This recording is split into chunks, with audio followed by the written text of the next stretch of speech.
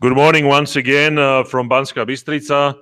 I'm Milan Ježovica. I'm Senior Fellow at MESA 10, and I'd like to welcome you to a project of university debates which is run jointly by MESA 10 and the Center for Euro-Atlantic Studies from Belgrade, Serbia. We are glad today that we can welcome university teams from seven universities from 5 countries. We are going to debate 3 questions today.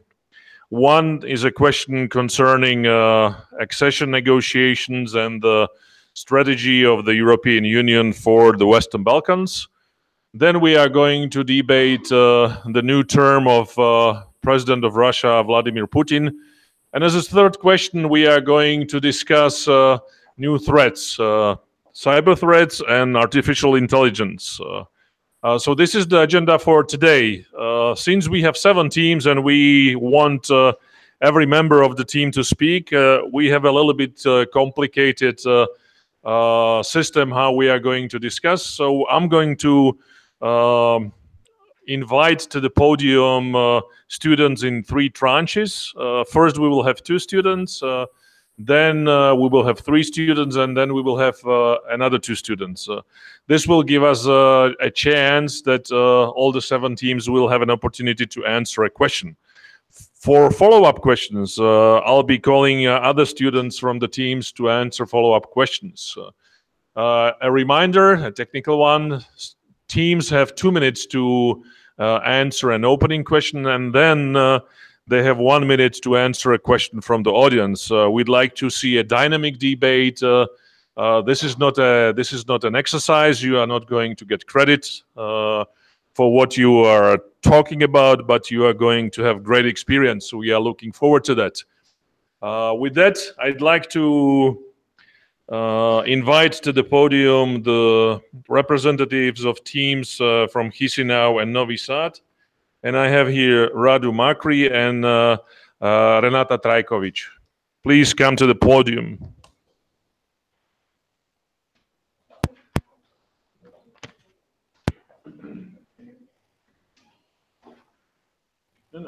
Please face the camera and face the audience. Okay, there is a microphone. Whoever wants. Would you like to? All right. The question is the question is very simple. European Commission has published a strategy on Western Balkans, and the question is: are the countries of the Western Balkans firmly on their way, and what should the governments do to keep themselves on the way? Please. On this year, 2018 February, the European Commission gave an opportunity to the Western countries and to become a member of EU community. I think these countries are definitely interested to become a resident of European Union because of the advantages from economic and social point of view. Speaking, what do they have to do and to entertain to keep this direction? I would like to underline an economic development which considerably will determine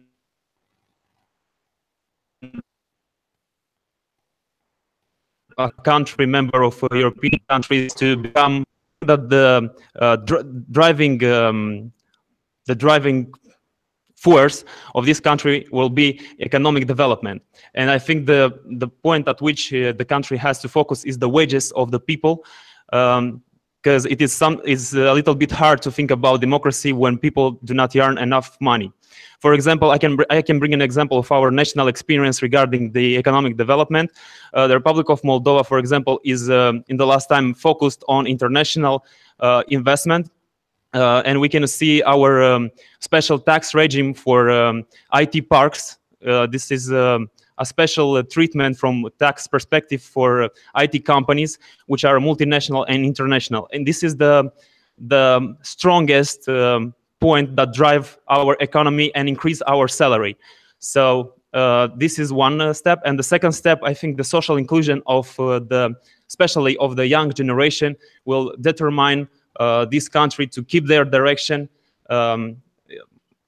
and to follow all the steps in order to become a European member. Thank you. Renata, now you have the floor. Well, first of all, thank you for your question. Last year, media... Please keep the mic closer.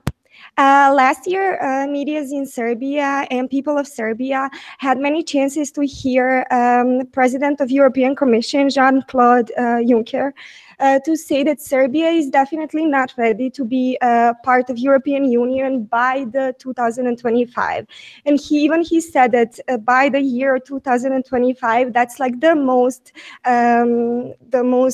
positive prediction for Serbia to enter the European Union. So we can definitely say that Serbia has politicians that are ready and that are willing to do all that takes for Serbia to enter the European Union. But as a team of journalists here, we can say that Serbian people are definitely divided, because Serbia has one problem that many other countries don't have, which is Kosovo. So Serbia is divided between pro-European opinions and pro-Kosovo Europeans. Pro-Kosovo opinions. So people are very divided, and but besides that, we need stable economy, which is not a case in Serbia. We need education, we need independent judges, less corruption. So those are all the things that we need to build on and work on in the next, let's say, 8 to 10 years. Thank you. Thank you very much. You can now go back to your places, and I'd like to invite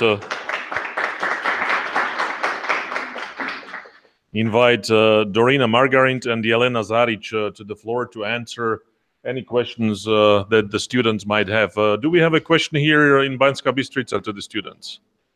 Yes, please wait for them. Yes, go ahead. Just speak loudly. So I have a question. What are the benefits of the Western Balkans to the European Union? So what's the contribution of the Western Balkans to the European Union? Yeah, that was the question. Whoever wants to answer the question, please go ahead. You will both get a chance to answer it. One of you has to be the first. All right? Just 3 more. Just one more time. Western Balkans. What is the contribution of Western Balkans to the European Union? What kind of contribution they are bringing to the Union? Well, being a part of the European Union, they can also benefit from of some new values and principles that also have European Union, such condition, for example, can be that Serbia will be a greater part of the European Union, so they have some specific rules and develop some new technologies, so as they will be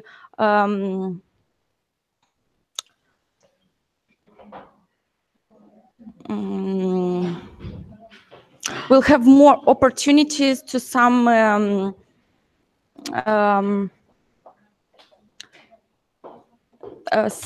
open doors that will not they cannot benefit being alone.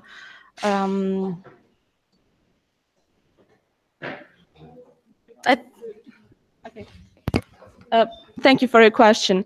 I believe that educational system of Balkan countries are very well stabilized, and because of that, I think that people who are very well educated can bring development to their society and to their as a working.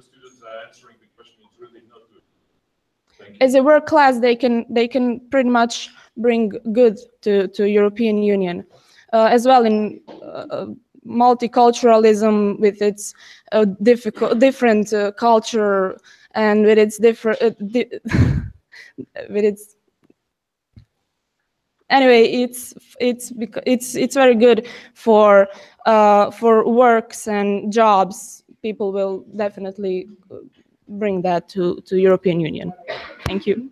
Thank you very much. There was another question here. And I wanted to ask you, what is the most important problem of the Western Balkans country which will be resolved if they will become the part of the European Union?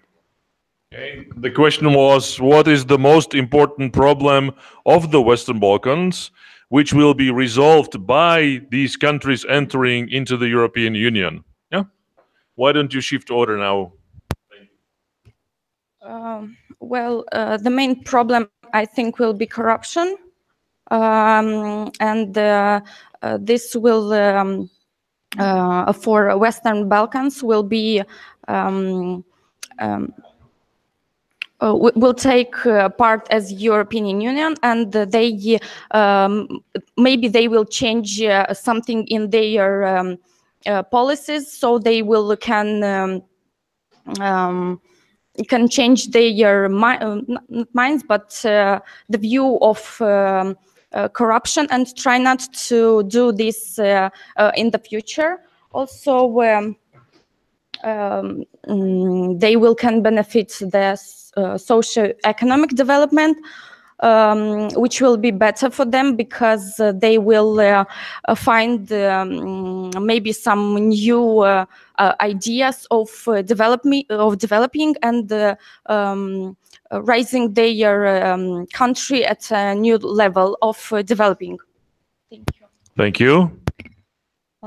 Thank you for your question. I believe if principles and values of European Union are very, very well implemented on Balkan countries, I believe that will definitely increase the weak justice system and law enforcement, corruption, and dysfunctional institutions, which would definitely lead to a stronger rule of law, and media and civil society that is now under a threat, but will not become after these values are well implemented. Thank you. Wonderful. Thank you very much for answering these questions. Do we have any more questions in other audiences? Is there a question from anywhere else? That's not the case. Was there a question, one more question here in Banska Bystrica? No. Thank you very much. You can go back to your places, and we are now asking to the podium Ivana Petrenčáková from Bratislava, Stefan Dimitrijević from Belgrade, and Amina Basovic from Sarajevo. Please come to the podium.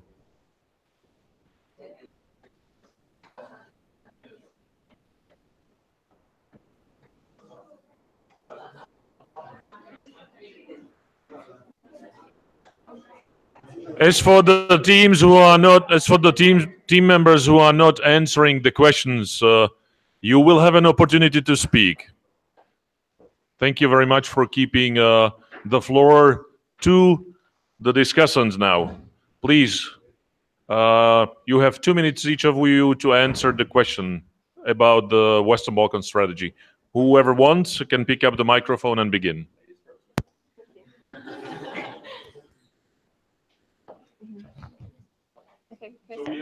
We have Bratislava answering the question, yeah? Yes. Hello, my name is Ivana Petrenčáková, and I'm from the Comenius University. So in our opinion, the countries of Western Balkans are not firmly on their way to the European Union. According to the 2017 barometer, we have found out that there was a decreased interest in joining the EU in these countries. And there are continuing tensions with the neighboring countries. There is high nationalism, there is high corruption, high organized crime, issues with rule of law, and close relations with Russia that prevent them from being on a clear path to the European Union. In February, the European Commission came up with the credible perspectives of enlargement to the Western Balkans, where they described 6 areas in which Western Balkan countries have to improve and successfully fulfill them in order to join the EU, alongside with the Maastricht criteria. So now the accession is a merit-based process So now it's not only focused on the technical aspects of accession, but also it's ideological. As the European Commissioner for Accession, Han, mentioned, accession is a generational choice based on fundamental values. On the European Union side, the High Representative Federica Mogherini mentioned that EU is backing up this accession process from the European Union side. There are many financial programs.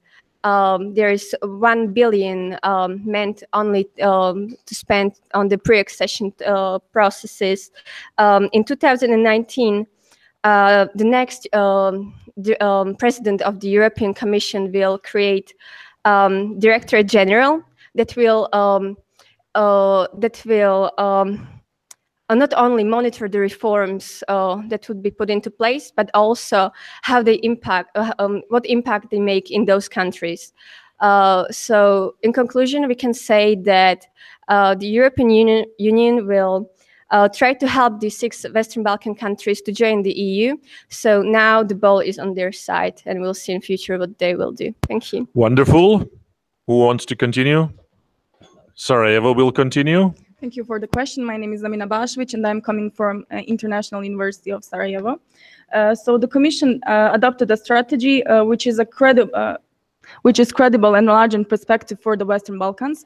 As we already know, the Bosnia and Herzegovina and Kosovo is potential candidate for the accession, and the Macedonia and Albania, Montenegro and Serbia are the candidates. So the EU commissioners mentioned in the strategy that they are going to focus on the date of potential accession of the Montenegro and Serbia in 2025. So they are emphasizing the points of rule of law, socio-economic development of the potential candidates and the candidates of Western Balkans. As well as it's important to say that before the joining EU, the countries, the states, the Western Balkan states needs to solve all the bilateral disputes in order to prevent the conflicts when they become EU members. When they enter the EU membership, as we had the example with Slovenia and Croatia, as well to solve the corruption and the unstable systems of the Western Balkans in order to have a better chance to access to EU. Thank you. Now Belgrade. Thank you very much. I am Stefan from Belgrade. And please keep the mic up. Thanks. And about this question, it's a hard one. And although European Commission's strategy report from February 2018 isn't promising in terms of future integration of possible future members, more precisely, it's only mentioning 2025 as a possible date of future accessions. A promise of future membership in EU always was cornerstone of EU, and on the other hand, future European integration isn't landlocked, and problem with that is that countries in the Western Balkans aren't black boxes, and future of European integration don't only depend on EU policies, but also on internal factors of VB6 countries. So any pro-EU government can be easily replaced with anti-EU government, and everything is possible in future 7 years. So we must be patient and hardworking on our goals to accessing EU. Thank you very much. Thank you, and certainly patience and hard work will be required of everybody. Thank you for your responses. Now I'd like to ask Tomáš Ďuriš, Alexander Ivković, and Rabia Krusko to come to answer the follow-up questions, if there are any.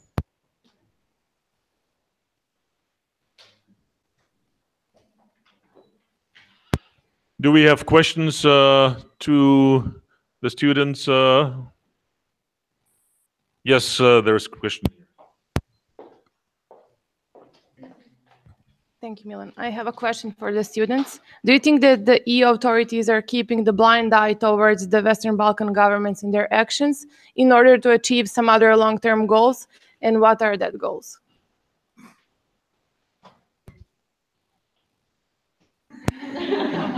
Okay, well, I can answer the question. The moment of choice.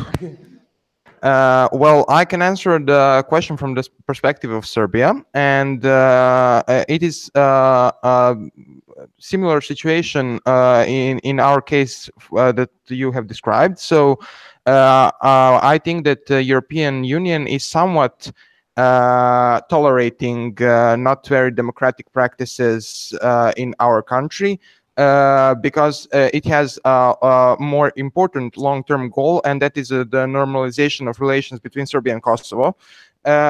Hopefully that will be achieved soon in the next couple of years, and then we can concentrate more on the structural problems that Serbia faces, such as corruption, such as weak rule of law, not very high democratic standards, and so on, because those are the problems that will make the lives of our citizens worse in the long term, and it will also make long-term problems for the EU if it only concentrates on the geopolitical side of the accession of Serbia and not on the internal problems that it has. Thank you. Thank you. Now Sarajevo. Hello, everyone. My name is Rabia Krushko. I would like to say that European Union clearly sets out a path for accession of Western Balkan countries, but we have to say that this is a long path, especially for some countries in Western Balkan that are not so developed, but the progress. But these countries work in progress toward the European Union. So basically, these countries are facing challenges like fight against the crime and corruption, destabilized countries in political system, in economic system. So this is something that takes time, and these countries need to solve these ones first in order to join EU. For example, Bosnia and Herzegovina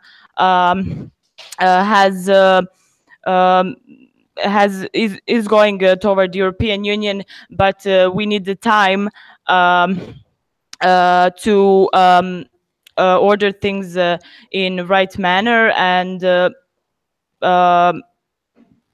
probably soon we will fix it. And the rest of countries, they're also working on basically the same issues. Economy is not so well developed to enter European Union. So yeah, that's it. And finally, Bratislava. So hello, my name is Tomáš Ďuriš, and I wish to say some things about the questions, of course. First of all, I would agree with my colleagues that this EU accession process is a long-term process. That means that that's why the European Union have the blind eye for some policies of the Serbia, for example, because in the long-term process we have to focus on the small steps, and by these small steps, trying to improve the democracy, rule of law, neighboring ties with Kosovo or with Croatia and stuff like that. And we can't do it just by a minute. We really have to wait. We really have to get some roots of the European Union in the Western Balkan countries, and also we have to try to make European Union image in the Western Balkans positive. That's why we have to do it in a small step, and that's why the European Union have some sort of blind eye and on some policies in the Western Balkans.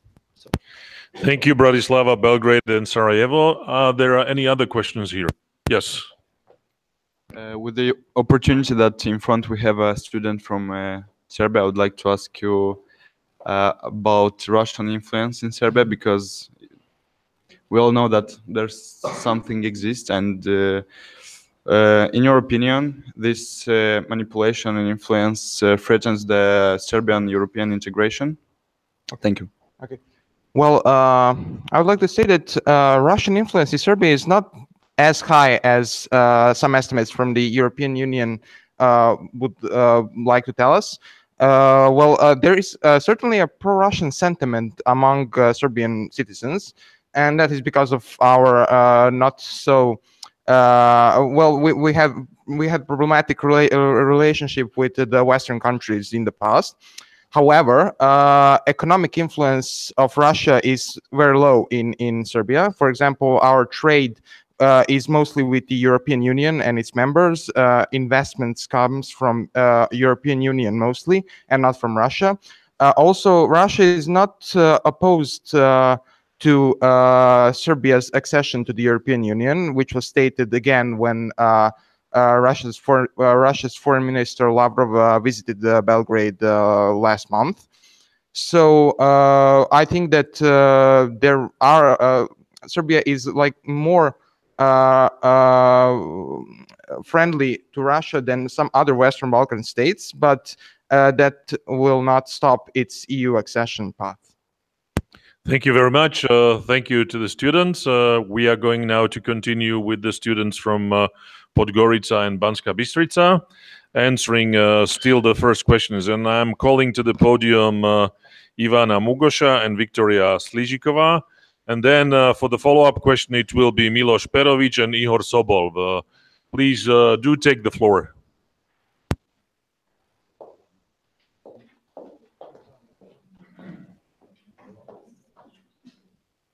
Whoever wants to go first. What is the first question? The question is still about the EU and the strategy for Western Balkans. Okay, I would say that the main goal of every country on Western Balkan is to be the part of the European Union. But the real question is, are we really prepared for that? We also have to implement a lot of reforms, especially when it comes in the rule of law, fundamental rights, justice, fight against corruption. And also we need to improve our neighborhood relations. And there is still a lot to do, and we can say that Serbia and Montenegro are on their very good European path, but also the other countries like Kosovo and Bosnia and Herzegovina are like behind the other countries. And I would say that it is up on the countries of the Western Balkan, and it is ultimately the most assumed responsibility for making the historical opportunity a reality. Thank you. Thank you very much, Ivana. Now, Victoria, please. So I would like to start with a thought that document by itself indicates the change of EU attitudes toward Western Balkan countries. The ban for enlargement seems to be at the end, and Balkan agenda is now on the table. In geopolitical terms, I would say the strategic importance of Balkan countries is key driver for EU willingness to enlarge. And there are two simple reasons behind. First reason is the stretching influence of Russia, China, and Turkey. And the second one is the point of migration. The last refugee crisis has shown the importance of ensured transit routes to control the flow of refugees to the very core of EU. And to move on, I would like to say that to remain on European path, the Western Balkan countries are facing many obstacles to overcome. For example, they need to be more thorough by establishing the rule of law, by combating organized crime and corruption, and so on. And most importantly, to undertake overall democratic reforms. These reforms are far-reaching, and they I would say requires the fundamental change of values in society, but these countries could send a clear message to European Union. They are willing and able to, I would say, implement all the EU requirements. So to conclude this section, I would like to say that these countries have hope for EU enlargement, and it's up to them how they will handle the situation. Thank Thank you. Thank you very much, and thank you for your opinions. You may now return back to your tables, and I'd like to ask Milos and Ihor to take the floor. Do we have a question here in Banská Bystrica to these gentlemen? Not here in Banská Bystrica. Is there a question anywhere else about Western Balkans and the European Union? Anybody wants to ask a question? Hello? Can you hear Yes, me? please. Yes, go ahead. Hi. I have a question regarding the reconciliation process between... Just please tell us who you are. Thank you. Okay. Hi, my name is Mina, and I come from the University of Belgrade. My question is regarding the reconciliation process among the Western Balkan countries. How effective do you think they are, and how much do they have the effect on the integration inside the European Union of our countries? Thank you. Okay, thank you for question. I think that the commitment of the Western Balkan countries to the EU path and integration to European Union is very important for reconciliation issue, especially when we talk about borders and following what happens after the war on these 6 countries. So the democracy, stability, and prosperity of all countries is bright only with European Union, and I think that only in that way European Union and these countries can make same language for prosperity and making Western Balkans strong, which is the sum of conclusion of the last report of European Union. Thank you. Thank you, Ihor. I didn't understand the question a little bit. Would you like to have the question repeated? Yeah, please. Belgrade, can you please repeat the question? Yeah, of course. So my question is regarding the negotiation processes between the country and among the countries of the Western Balkans, seeing that this was stated as a prerequisite of the European Union and the integration process to actually enter the EU and start the integration. It was a prerequisite to reconcile between the countries of the Western Balkans and to settle the ongoing disputes. What do you think of how effective they are so far, and how do you envision them going until 2025 or whenever we are ready to enter the EU? Well, in my opinion, Balkan countries such as Serbia, Bosnia and Herzegovina, and other countries, they have some issues between each other. Of course, the problem of Kosovo between Serbia and Bosnia and Herzegovina, some problems of borders, religion problems. But in my opinion, if these countries want to enter the European Union and to begin the process of Euro integration, they have to start cooperating between each other and to forget or to solve all the disputes between them and to start cooperating for boosting the process of entering to the European Union. This is my opinion, if I understood the question correctly. Thank you. All right, thank you very much for your answers. Do we have any more questions for the students? Anybody else, anywhere else? If not, I'd like to thank the students for their responses, and we are moving to the second question.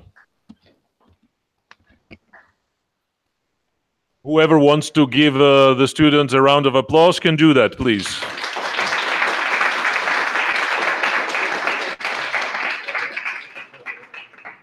Thank you very much. We are going now to discuss our second question, and that has to do actually with Russia. As we know, President Putin is going to begin very shortly his 4th term. And the question is, can we expect changes in Russia's foreign policy? And on the other hand, can the European Union and North Atlantic Alliance develop relations with Russia without sacrificing their principles and values? With that, I'd like to ask to join us at the podium first the students from Belgrade and Sarajevo, Lana Hadzi Nikovic, and Leila Hasanbegovic, please. And then I'd like to call for the follow-up question Stefan Dimitrievich and Ismail Cidic or Cidic? Cidic, okay. Please.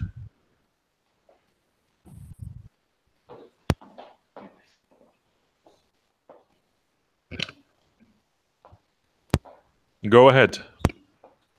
So, hello everyone. My name is Leila Hasanbegovic, coming from International University of Sarajevo. So, regarding the Russian influences, so first starting from the 1997, there was the cooperation between the EU and the Russia and NATO regarding certain issues, but that all changed with the annexation of Crimea. So we can see that the Russian interests are getting aggressive, and there is a certain level of interest regarding to the territory of the Western Balkans. So first, when we consider the Montenegro and the attempt during the coup in Montenegro of the Russian influences to prevent the pro-Western cabinet getting in, pro-Western delegates getting into the cabinet. And then again, we still have these, I will take with the example of Bosnia and Herzegovina, where is the, regarding the foreign influences of Russia, there is still direct interest in the warm seas and the territory of Western Balkans, and the cooperation with Republika Srpska and the Russian regarding the, so there is we can consider the paramilitary forces that are being introduced in the Republika Srpska, and together with the influences like with the Srpska Čast and yeah, so also we can, if we see the Lukacs, it was the agreement signed with the Putin. So there is direct attempts of the external influences on the Western Balkan territories. So basically, like what we can say about Russian is that we can expect that especially with the Crimea and the attempts on the influences of the Western Balkans, we can see that may in the future the relations can not become calm as much, and the policy can become more aggressive. So it's still to be seen, but yeah. All right, thank you. Now, Belgrade, please, you have the floor. Thank you. First, I'll give a short outline of my speech. First, I will tell something about Vladimir Putin's new mandate, and then I will tell something about relations between Russia and European Union and NATO. First of all, I do not believe we should expect some changes in Vladimir Putin's both internal and both international policy. We know how much Russia effort gave in some places like Ukraine and Crimea and Syria, and we do not believe they will actually give up on those questions, and I do not believe that there will be some changes. But still, I do not believe this would be this must be problem for its relations with the European Union, because we can see that they have relations and they do cooperate, and examples of this are Iran nuclear deal and their relations, if we can call it like it, with North Korea. But I believe that the most places where Russia and EU can find the same language is those regions that are globally, that are not in the region of Russia and European Union, and it is a place where they can cooperate, but actually it goes the other way. They can cooperate about things that are far away from them, but they will not change its policies in the region. Thank you. Thank you very much for your answers. You may go back to your tables, and I'd like to invite to the podium Stefan and Ismail, please. Do we have questions? Yes, we do have actually 3 questions. We will keep the other questions for the teams to follow. Do we also have questions concerning Russia, EU, and NATO cooperation from other cities? Is there a question? All right, that's not the case. We are going to go with the first question here. Thank you. Okay, well, when it comes to EU integration, I was wondering, well, we all know that foreign policies of all candidate countries should be in line with EU foreign policy. So my question is, in your opinion, how this fact affects Western Balkans countries with relations with Russia? And please note that, for instance, that European Union has brought sanctions to Russia periodically. And note, of course, that in its global strategy, EU named NATO as the biggest strategic partner. So my question is about foreign policies of Western Balkans countries and relations with Russia. Thank you. I'm Ismail Chiric from Sarajevo. Thank you for your question. Yes, there is no doubt that it will be a huge challenge for Western Balkan countries, especially and specifically Serbia, to align its foreign policy with the one of the EU, especially concerning the relations with Russia. And we can see it from the sanctions that they were not imposed by Serbia to the Russia, aside from the fact that European Union has already imposed these kind of sanctions. We can see it also regarding this Novichok case from the last couple of weeks, that huge majority of the European Union countries actually imposed sanctions on Russia, but Serbia, as we saw, did not react on this. It will be a huge challenge for Serbia. I think for other countries, it will not be a huge challenge because they are more in alliance with the European Union standards and views. But that will not prevent actually Russia to create and establish more and more influence on other Western Balkans countries. Specifically, I'm talking about Bosnia and Herzegovina because recently they lost Montenegro when it comes to NATO membership. They will certainly lose Macedonia. Serbia, it's their only traditional partner, and Bosnia and Herzegovina stays in the middle. So I think it would be a huge challenge also for Bosnia and Herzegovina to remain on its EU and NATO path, considering strong influence of Russia, especially when it comes to the cooperation with the regime of Vladimir Putin and Milorad Dodik.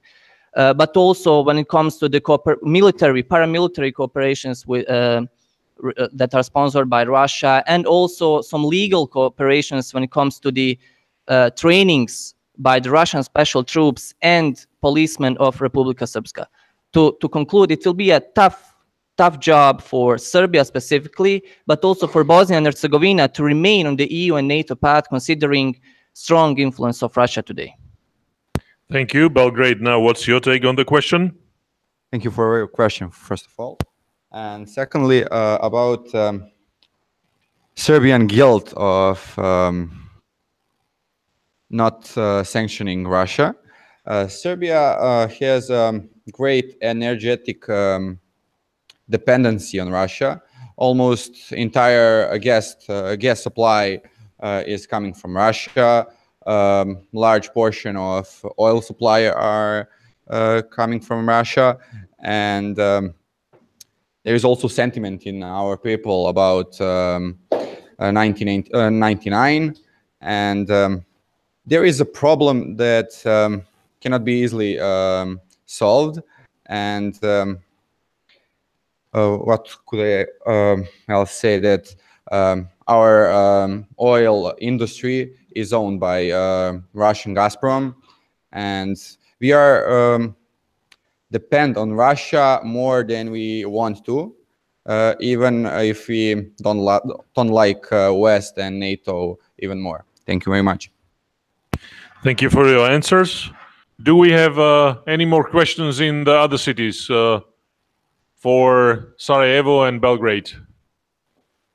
If that's not the case, you may go back to your seats, and I'd like to call to the podium the representatives from the teams of Chisinau, Novi Sad, and Banska Bystrica.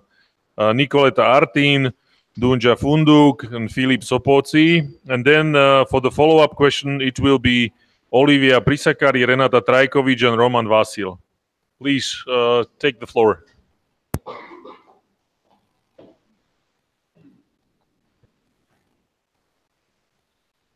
Chisinau, you want to start? Please take the mic. So my name is Nicoleta Artin. I'm from Chisinau, and I want to start with the Russian second of the Putin terms is. I think this is because the Putin have a big authority for the people from this country. So I think that people trust in him, and he have had a good reputation. From the people of Russia, because they believe and they trust in that he will change this policy. And what I want to say that while Russian foreign policy may give the impression of recklessness and impracticable, the Moscow words and actions are not the result of random aggression. They fell into destined pattern. Understanding those pattern can help us interpret feasible anticipate Russian next moves on the stage of Putin embark on his foreign term president. So possessing a large and well-armed military is high on the list. So for the Russian is so important military, and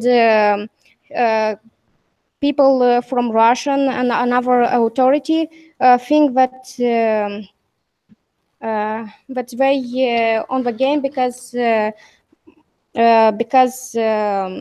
have a good forces, military forces, and other countries don't have as much forces like they, and they trust in his forces. And also I want to say that they regard their ethical responsibility as protect the interest of their own country, and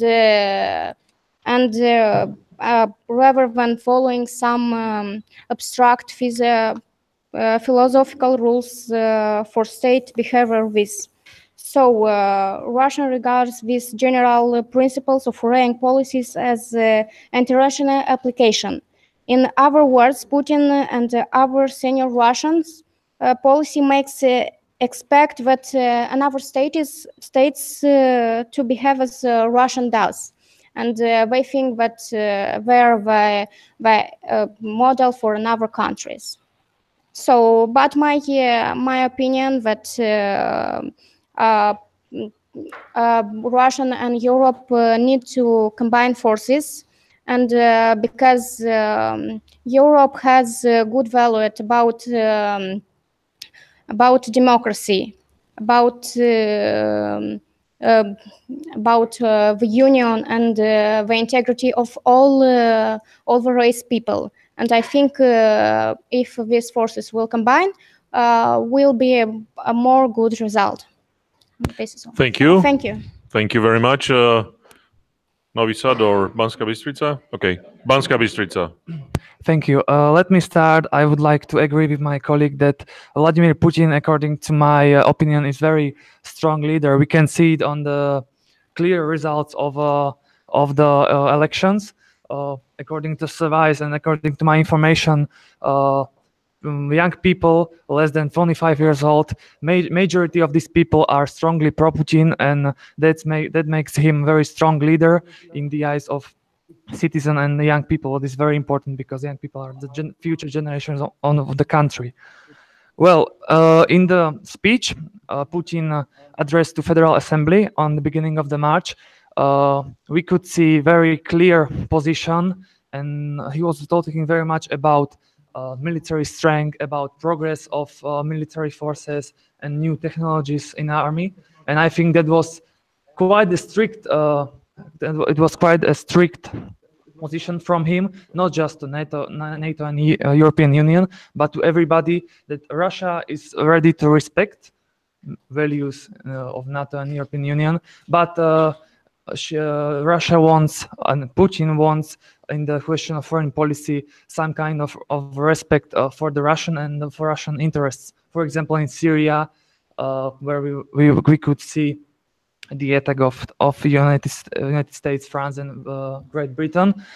And in my opinion, to sum up or briefly to the end, I think that if there is no provocation from both sides, there will be no problem. But we are now in the different, very, very hard times, and it's up to both sides how they will make dialogues and how they will try to cooperate with each other to civilians to not suffer. Thank you. Thank you very much. And now Novi Sad. Hello, everyone. My name is Dunya. First of all, I'll ask myself a question. Can the EU and NATO move its relations with Russia forward? No, because at the moment, we can't move forward anything when we are at war. And World War III is happening in Syria right now. So we need to start from the zero, and there is no moving forward when there is no consensus. Vladimir Putin is in his 4th mandate right now, and what is important for Russia is that we know the context, and the context is that before the last elections, Putin faced huge people dissatisfaction, and he won the elections that time, and this is his last chance to prove that he made some sense of order, continuity, and strength, and that strategy provided success. He won over 70% of votes cast, with an estimated 60% of voters taking part, and these people think that his politics towards EU and NATO are right. So no, I don't think he is going to change anything in his foreign policy. Thank you very much. Thank you, Nicoleta. Thank you, Dunya, and thank you, Filip. And now I'm calling to the floor Olivia, Renata, and Roman for the follow-up questions. And we had actually a question here in Banská Bystrica. I would like to ask you what would be the foreign. I would like to ask you what would be the foreign policy of Vladimir Putin towards Ukraine in his 4th term of presidency. Wonderful. Who wants to begin? Hello, thank you for your question. I would like to point that Vladimir Putin is really very influential in the whole world, because the election which took place in Russia showed us with 77% that he won. And about your question and about Ukraine, nobody will deny that in 2014 he Caesar and had a big influence in eastern Ukraine, and he Caesar Crimea. And I think the way he is working in Ukraine is to have a big influence in this area. So I think he will go in this area, and nobody will deny the fact that in Ukraine is Russian language speaking. A lot of people are Russian language speaking, and because of this, he has bigger influence, and he will go toward this point this way. Thank you. Well, the main problem here is that Putin tries to fulfill his mission, his great mission now, and it is to rebuild Russian Empire. Everyone knows it, and I like to say that a part of this mission is to include Ukraine, or at least part of it where Russian-speaking people are. So it's Eastern Ukraine, to include it to Russian Empire.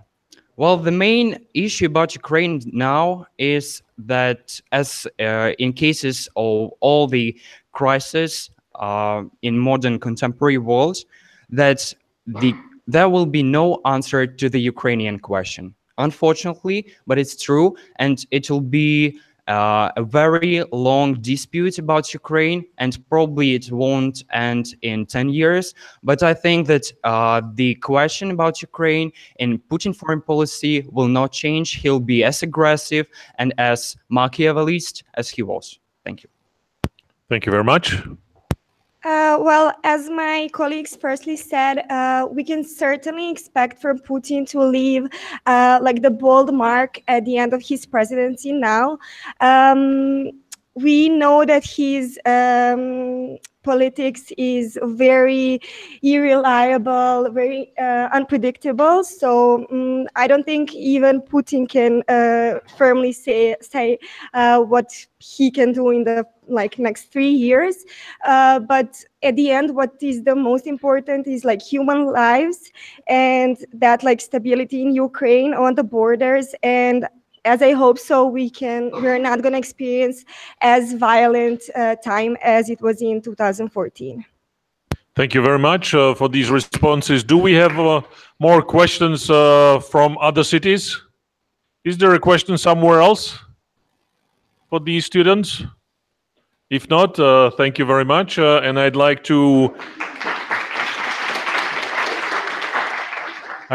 invite to the floor the students from Podgorica and Bratislava, Jovana Milonic and Katarina Šarníková. And then I'm going to call to answer follow-up questions Miloš Perović and Veronika Šulková. Please.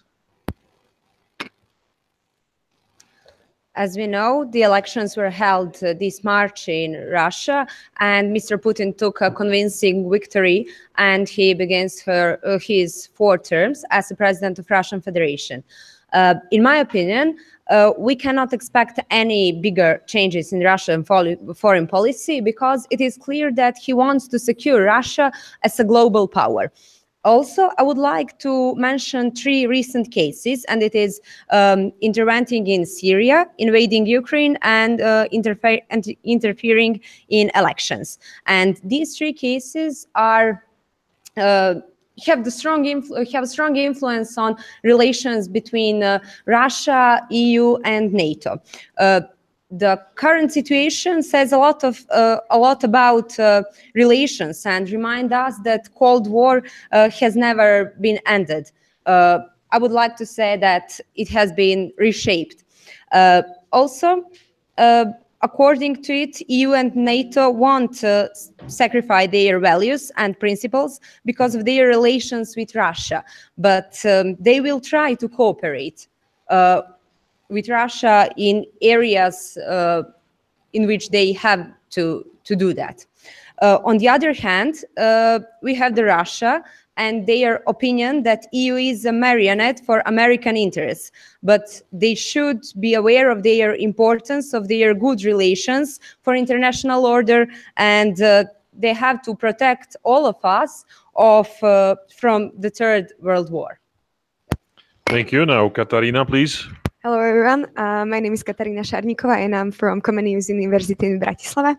And me and my team, we believe that Russian foreign policy would not change its course so soon, because from the history we also can see that the history of the buffer zone, where is Russia, their neighbor countries are not so friendly with each other, and those buffer zones are now trying to be part of the EU, and this creates a tension and of security threat for Russia.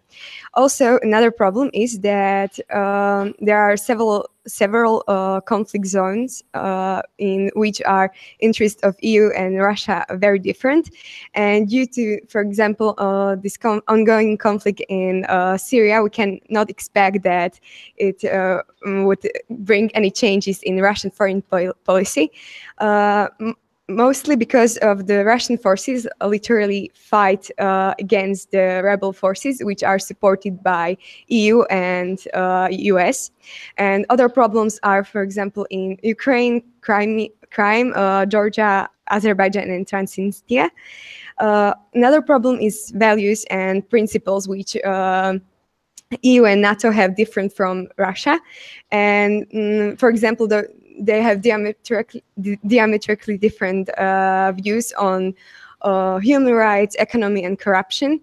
So, moreover, authoritarian regime of Russia is not compatible with the regimes of liberal democracy in Europe. Another problem we see is the election process. Because as we can saw on these presidential elections, was pretty much possible that it was rigged. Also, we can see the problem of poisoning of double Russian agent and his daughter in United Kingdom, and we can see that EU and Russian relationships will not improve in the upcoming years. So it's highly unlikely that after those recent events, the EU will not change kind of behavior. Thank you very much. You may now go back to your seats, and I'd like to ask Milos and Veronika to take the floor.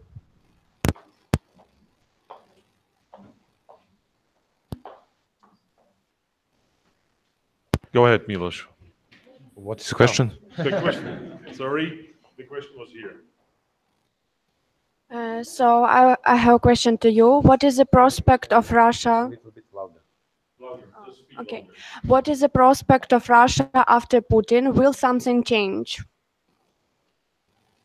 I think that the politics that is leading by Putin last 20 years, it will be going on in next period, especially when we talk about position of Russia as the one of the biggest world power, economic and military, and think that they will be based their foreign policy on three different sides. One side is politics and relations with USA.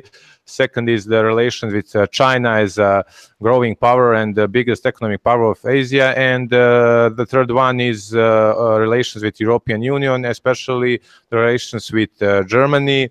And with Germany as the biggest ally in Europe when we talk about economic and trade. So I think that the Russia will take this path that is going on this 20 years, and they're making some kind of modern country with their own and standard foreign policy. Thank you, Milos. Hello, thank you for the question. I'm Veronika from Comenius University. About the question, I think that there will be no chance that Putin will make in a case of foreign policy, because there is like many reasons.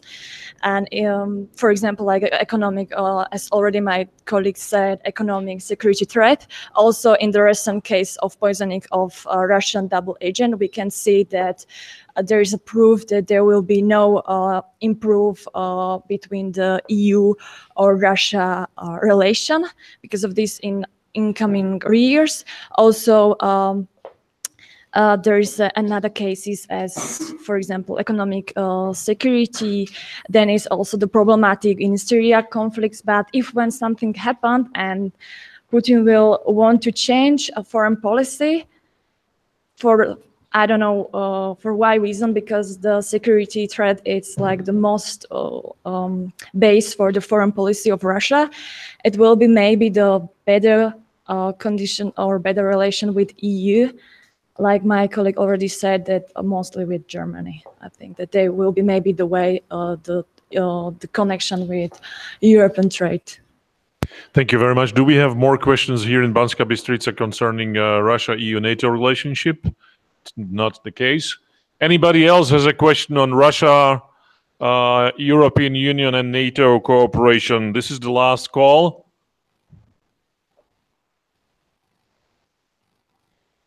Do we have any questions somewhere, anywhere?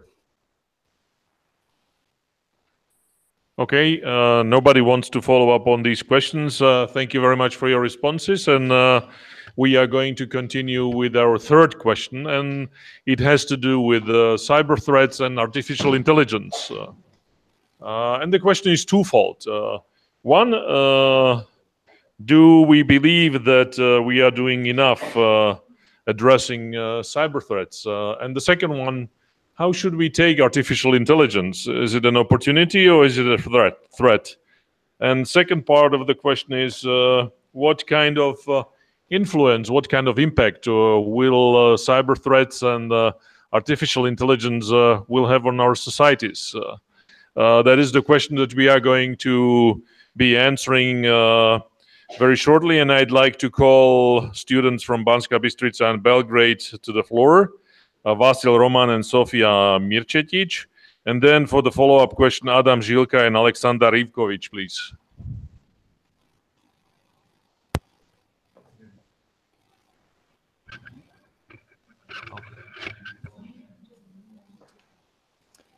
So right now there are a few countries posing real cyber threats, and these are China, Russia, Iran, North Korea, and so on and so forth. Also, terrorist organizations make use of internet in order to organize their operations. And with the level of these operations really galloping, it's very simple for these organizations to find holes in the walls of national security systems. That's why I think that actions undertaken is not enough, and I adopt that in any time there will be enough action to be undertaken. Talking about artificial intelligence, I've got very ambivalent feeling about it. What I mean to say is, yes, on the one hand, it's great that we have artificial intelligence because it makes our lives easier and better. But on the other hand, with artificial intelligence, once it falls into wrong hands, it will be the worst threat to humanity at all. Now talking about impacts. It's very philosophical to talk about positive impacts of cyber threats. But I found one. Well, it's all about conflict, because fights between those posing real threat and those trying to defend national security system is a conflict, but conflict is development. But it's the only one positive impact of cyber threats at all. And talk about artificial intelligence, I think that it has more positive impacts than negative, but at the same time, we should prevent it from falling into wrong hands. Thank you. When it comes to the cyber threats, I think that we're just starting to address the cyber threats. European Union declared the Network and the Information System Directive that is addressing cyber threats and is trying to improve cyber defense in European Union. When it comes to the opportunity or threat, I think that artificial intelligence is both. I agree with my colleague, because everything that has to do with progress, it can help us, but also we need to know when to stop, because sometimes we can't control some things.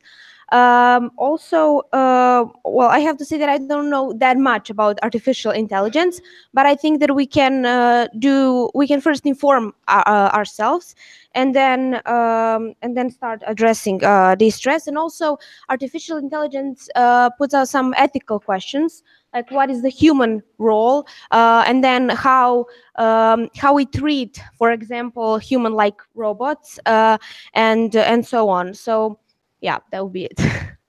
Thank you very much for your responses. You may go back. Now, Adam and Alexander, please take the floor. So, do we have questions about cyber threats and artificial intelligence? Yes, we have one here. How do you think are cyber attacks a new kind of war? As I understand the question, are cyber attacks a new kind of a war? Yes.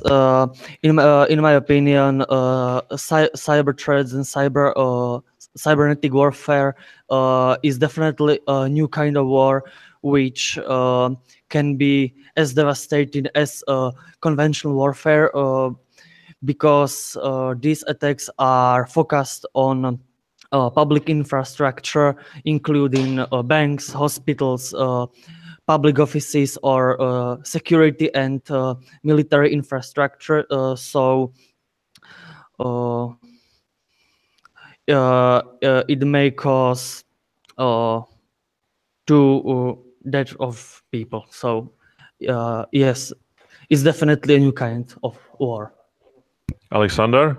Yes, I definitely agree with my colleague that cyber threats are a new kind of war, especially because the impact that cyber threats have are larger and larger every day, because more and more data is online and more data is digitalized. And so the cyber attacks can make more damage. I would like to give you an example of Estonia, which suffered a cyber attack from Russia, and since many all government data in Estonia is online, this was a considerable damage to the Estonian states. So yeah, cyber threats can develop into the threats that can lead to impacts of wars in the past. Thank you. Thank you very much. Do we have a question on cyber threats and or artificial intelligence in other cities? Any other questions? Hello? Yes, go ahead. Hi. So my question is regarding the businesses. How do you think that the industry Just tell us where you are calling from. Hi, my name is Mina, and I come from the University of Belgrade.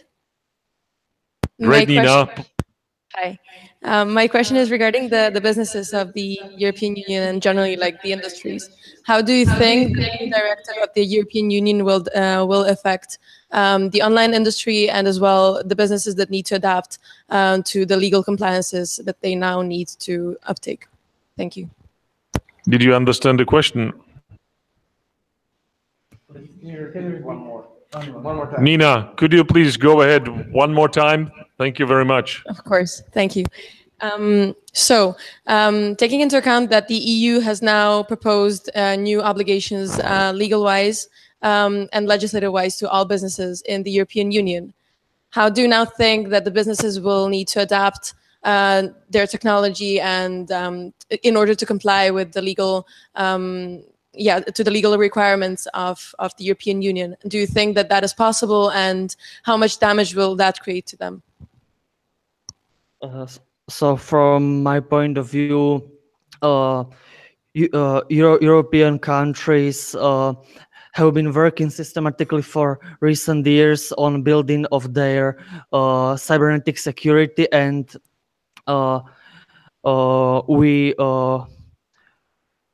in my opinion, we will face many attacks, mainly from the Russia in the next years. So the building of our cybernetic defense must be one of the greatest priority in our defense capabilities.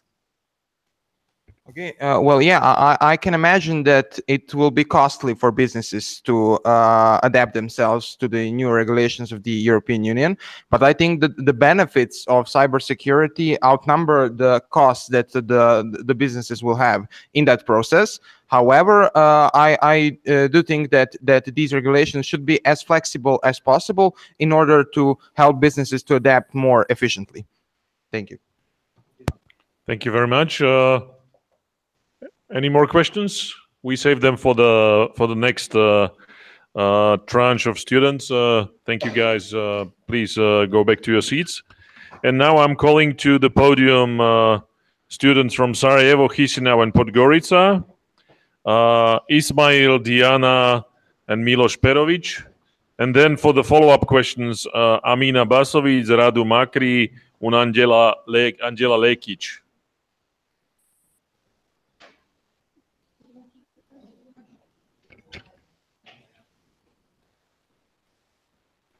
Hello, everyone. I'm Diana. I'm from Moldova, from Academy of Economic Studies. And with regard to the topic, cyberspace is now considered the fifth domain of warfare, and cybersecurity will be the most pressing challenge of the next decade. The scale of cyber attacks is steadily growing, and many anticipate the likelihood of catastrophic cyber attacks in the future. And yet, as our dependence on the internet continues to increase, the scope and severity of security challenges and vulnerabilities will also intensify. Recent cyber attacks that appear to destabilize political systems are especially alarming and point to a future in which undermining government structures and therefore the values that they stand for will become more commonplace. Besides affecting individuals and their personal information, cyber attacks have a huge impact on the reputational and financial part of an organization or even entire state.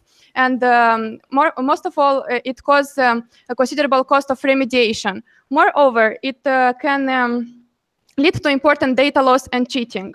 It is indeed a serious problem, a global one, because hackers are becoming more innovative day by day, and they can exploit ties to other countries and I have an interesting quotation. Someone said that if I'm a smart hacker, I'd be stupid if I'm doing from my own box. I'm going to route it through different countries, make it hard to find me. And also misinformed and disproportionate government responses to it will threaten freedoms and will cause a climate of fear and uncertainty in the society. But however, I think that the government is doing everything in their power in order to defend the people against increased cybercrime, and they put much effort, expertise, and money into countering this field. But however, elaborating an effective cybersecurity measures is particularly challenging today because there are now more devices than people, and hackers are becoming more innovative day by day. So it is not so difficult to follow all this and to prepare some good and effective measures. Also, I think that it's very important for us at individual level to understand this problem and to be aware of it. Each of us should know that everything that we post on social media is public and accessible to the press. It is very important for us to distinguish what it is good to share with others and what it is better to keep for ourselves. Thank you for your attention. Thank you very much. I have been informed that we have 2 students from Podgorica who have not yet been called to the podium. Yes, so we replaced. We replaced them. Yes. Wonderful, good. Okay. Yes, please, do.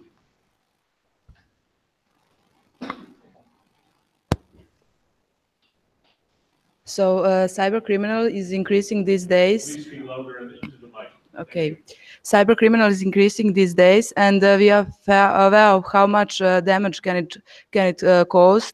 And in everyday life, we can hear that they are targeting hospitals, banks, transportation system, and traffic control system, credit cards, and so on. So we can say that is a problem that is affecting all of us, and we are not doing enough in order to solve and to prevent these activities. We know that hackers are thinking big when it comes to targeting to new targets, and I believe that the best way to solve these activities is to be much more educated and open-minded in order to work together and as society, and to prevent and to find out what will be the most effective way to prevent this type of activities. And when we are talking about artificial intelligence, we can describe it as a development of computer systems to be able to perform tasks normally requiring human intelligence, such as visual perception, speech recognition, decision making, and the translation between languages. So it is clear that this can be helpful in order to finish some job and to be more efficient and to be much more productive. But also there are some negative consequences because of pushing individuals to be much more prepared in these changes and to improve their skills. But also there are some things that can be replaced with computers, such as individual creativity, emotional intelligence, and kindness. So people should express and develop these skills. And this fourth industrial revolution is upon us with technology in its heart. And yes, there are some positive and some negative consequences, but it is quite clear that this is the era which can change the world significantly. Thank you. Thank you very much. Hello, I'm Iman Hasanbegovic from the International University of Sarajevo. And firstly, to address the issue of artificial intelligence. On the one hand, it is a positive development as it is aiding both the people in their everyday lives and the governments in many tasks which they are performing.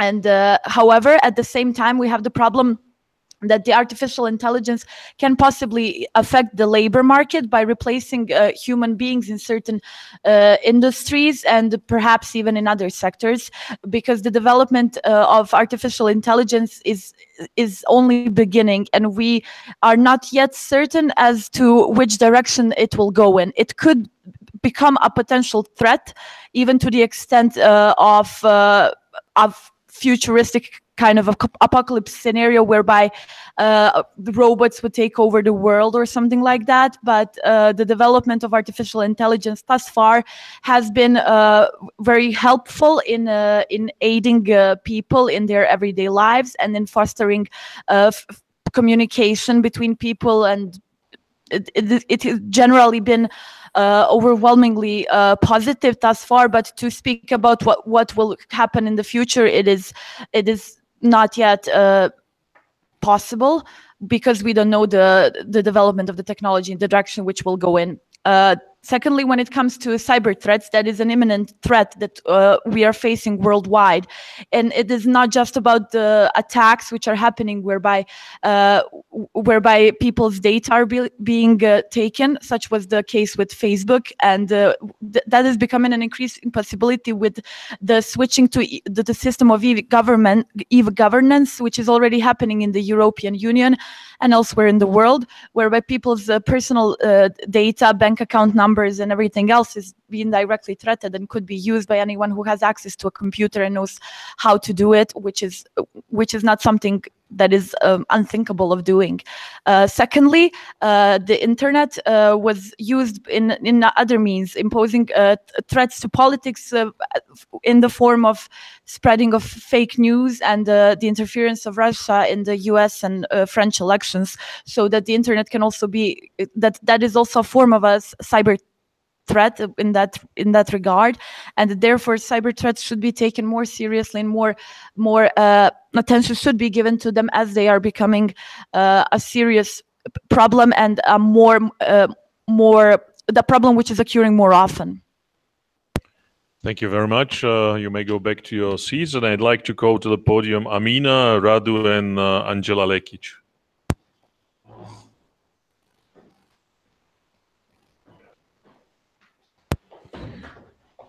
Is there a follow-up questions to the students here in Banská Bystrica on cyber threats and artificial intelligence? Not here in Banská Bystrica. Is there a question anywhere else? Cyber threats and artificial intelligence. Anybody wants to ask a question? Chisinau, you want to ask a question? Sarajevo, you want to ask a question? Belgrade. No, we don't have any questions for now. Okay, so we have a question here in the audience. Okay, just a quick question. Do you think that your prospective countries are doing enough in order to prevent, to protect the personal data? And are they adopted the regulations that the EU has already adopted? Definitely they do, and they try to protect individual data. We can see the general protection of data, which will enter into force starting with 25th May 2018, adopted by the European Commission. But I think that this is not enough, because these systems and these protection systems are built after the threat happens. So during the time that we are building the system that will protect us in the future, I mean that in the future, during the time that we are trying to implement the system that will protect us, somebody else, some other hackers are trying to hack this system again. So we will be one step. They will be one step before us, before the system that is trying to build and that will protect the data. I think that this problem could be solved in collaboration with Russia, NATO, and Russia, and this can be the point that will probably will connect these two big forces, and will start the collaboration process, and maybe will solve the issues that we have on this time. I think that this is the most efficient way at this point, as the sanctions that were imposed to Russia are not working, and we can see this based on history. History after the sanctions implemented to Russia after they took the Crimea in their legislation framework. So I think now these cyber attacks could be solved by collaboration of two big forces, and this is the only way, I think. Thank you. Thank you for your question. So I think the cyber threats is dangerously high because it's uncertain in which way it would go. We have example with the France that it wanted to be like pioneering in artificial intelligence in order to be in the first lines for the stability and protections, as well as we have Russia interference and meddling in U.S. Elections and in French elections. So this is for sure the dangerous threat, and the states are not aware of it, and they are not paying much attention to it. Thank you for your question. Also, I think that every country needs to protect personal data. We know that we live in the century where technology increases, and cyber criminal is increasing also with it. So we have in everyday headlines, we can read that it affects many parts of our lives, of our economy and political system. Also, it influences voting process and Bitcoin system, but I can say that is the case with our country. And I would like to also mention for artificial intelligence that I think that it is more threat for humanity than that is opportunity. Maybe it is opportunity for something like business part, but for humanity, no. And that will be also. Thank you. Thank you very much. Do we have any more questions for these students? Bratislava, Novi Sad? If that's not the case, we will go to our last tranche of students. Please go back to your seats. Thank you. I'm calling to the podium Novi Sad and Bratislava. Jelena Žarić and Anna Brisudova, please.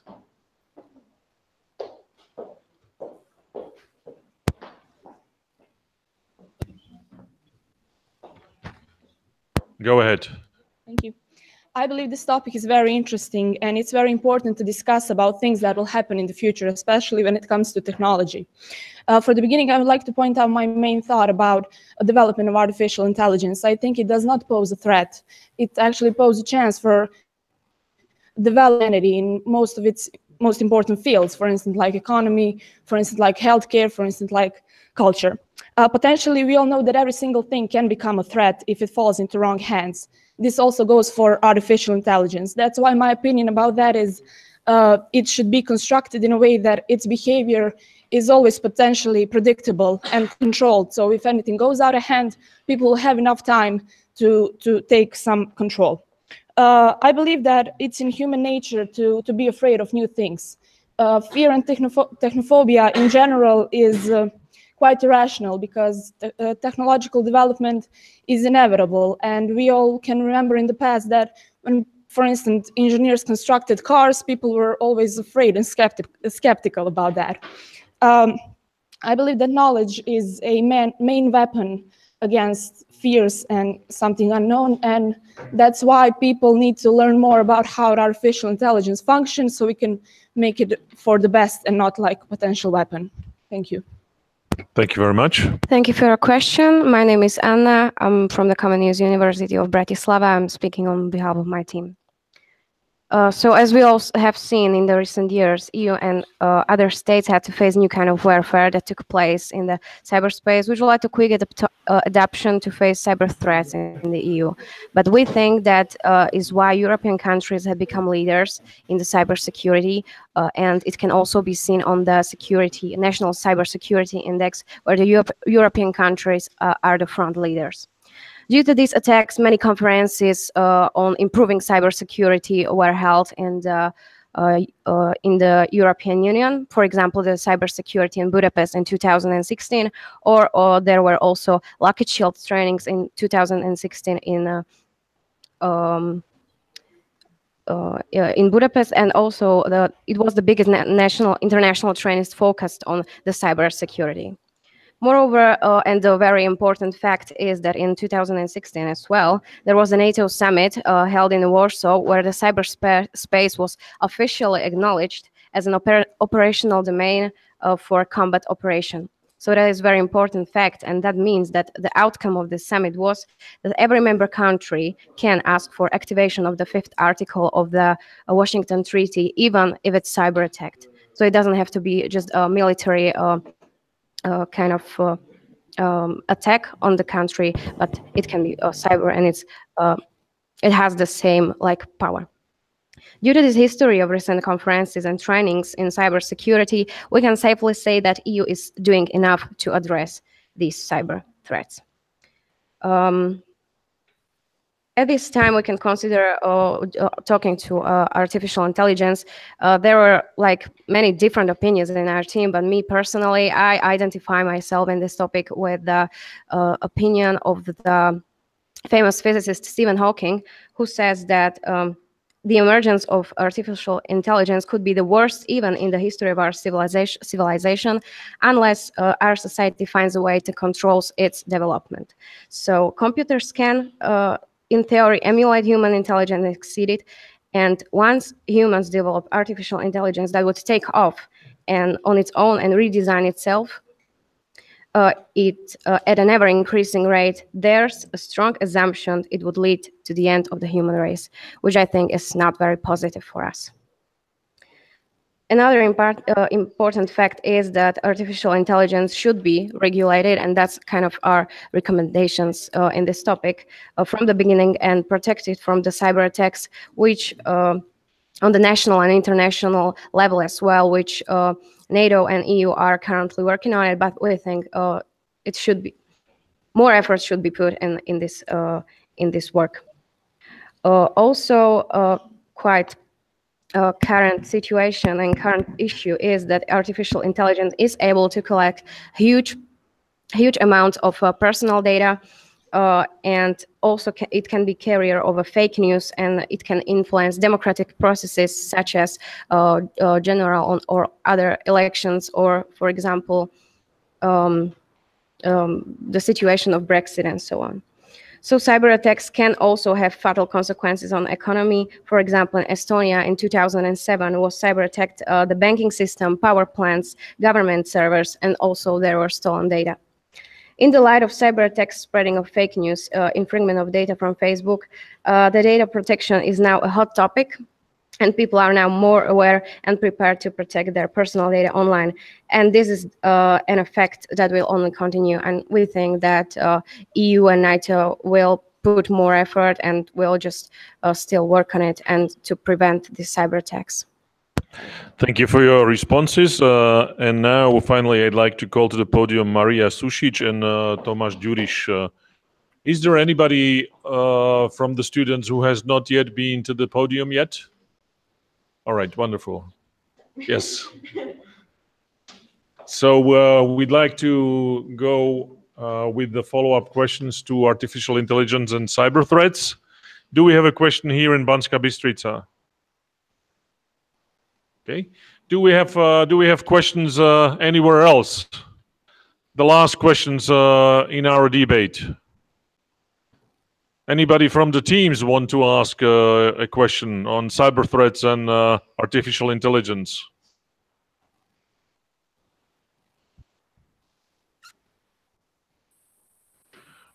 All right.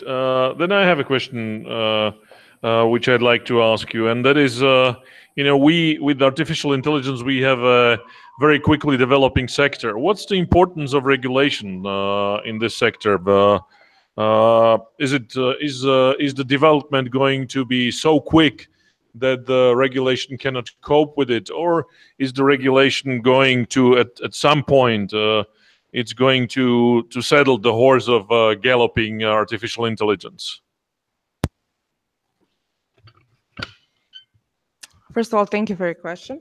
When it comes to developing, I think we've come a long way with artificial intelligence because now we have robots that can think for themselves. But I think there's no real threats when it comes to their intelligence because they depend on people mostly. And if people are making them and creating their intelligence, then they can also like stop where they can continue to grow. So I think artificial intelligence is a good way to help people in some works that are dangerous for them, or help with in medical situations, or with people that have special needs that artificial intelligence can help with. But I don't think they could develop that much that they can become a threat for us, because they don't have emotions. So I mean, artificial intelligence doesn't have emotions, so I don't think they could be good or bad. They think rationally, so I don't think in any time soon they will become a threat for us. Thank you. Bratislava. So thank you for your question. First of all, I would like to say that artificial intelligence is far from the perfection. That means we can see the robots that act for themselves in, for example, 30, 40, or 50 years. But we can't just perceive the artificial intelligence as a robot, or as some sort of automatic car and so on. We have to perceive it or like also some sort of softwares which can have the artificial intelligence. That means they can collect plenty of data. They can collect our personal data and use them for some bad purposes. For example, we can see that the data where the crucial things in the, for example, in Brexit issues, in the United States elections, where the cyber threats were on the place or on the table. So I would say that the recommendation or some sort of regulation should be focused more on some sort of data protection, because our data could be used against the democracy or against the economy of the state. So I would say the data protection is the key, while the AI is only in the beginning of the process. So that's all. Thank you very much for your responses. And now really the very last call. Anybody wants to ask a question? Here in Banska, that's not the case. Anywhere else, anybody wants to ask a question? If not, please go back to your seats. And I'd like to conclude this session of University Debates as finished. I'd like to thank the students in the audiences in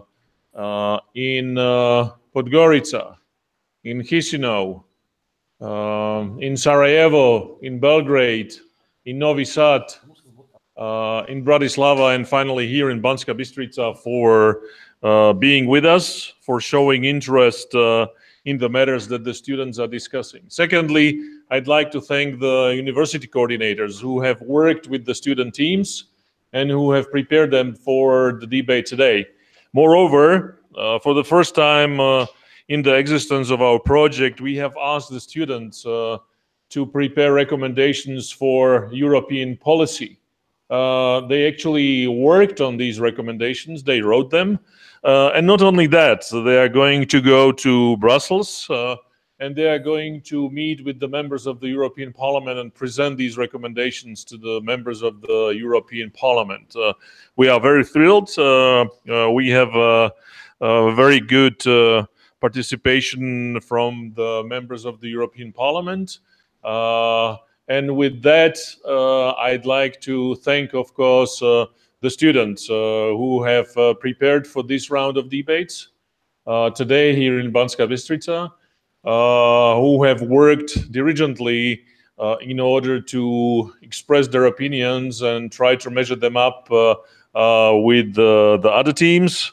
And of course, last but not the least, I'd like to thank our host here in Banska Bystrica for having us today, and we are looking forward to the continuation of our debates. Thank you very much, and see you at our next debate, which will be in November of this year. Thank you very much.